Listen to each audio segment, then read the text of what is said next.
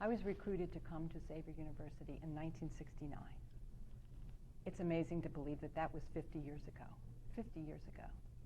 It was an exciting, exciting time in our world. That was the year that man landed on the moon.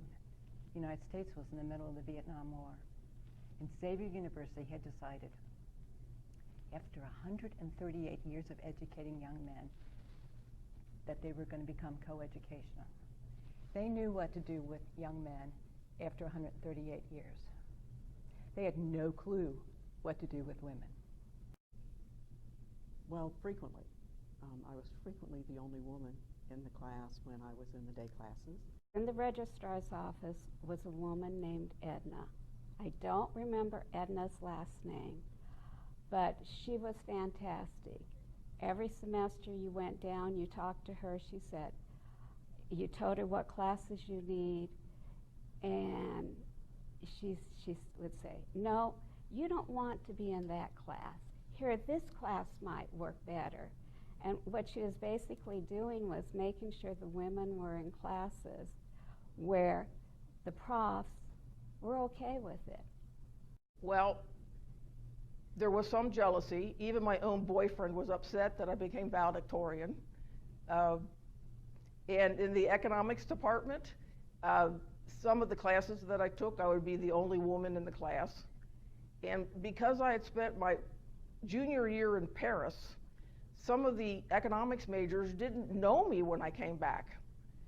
And so when I came in and started getting A's, they thought it was because I was flirting with the professors or because I was wearing dresses or something. They didn't believe that it was because I was doing good work and earning the grades.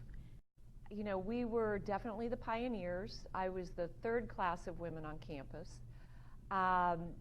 And we had such a great community because there were so few of us, and I lived in the dorm, so that made it even smaller because at that time Xavier was a commuter school basically, and then a few of us lived on campus. So, you know, lifelong friendships with a very few girls because, again, there weren't very many of us.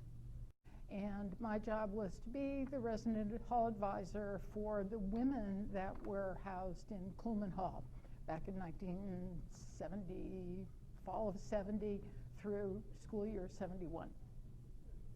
That I was really glad I had brothers. That's actually my most memorable. Because when I came on campus, it was 10 to 1. And, you know, we're in Kuhlman Hall, and there's a couple wings of women. And I lived in Kuhlman all 4 years. I was an RA the last 2.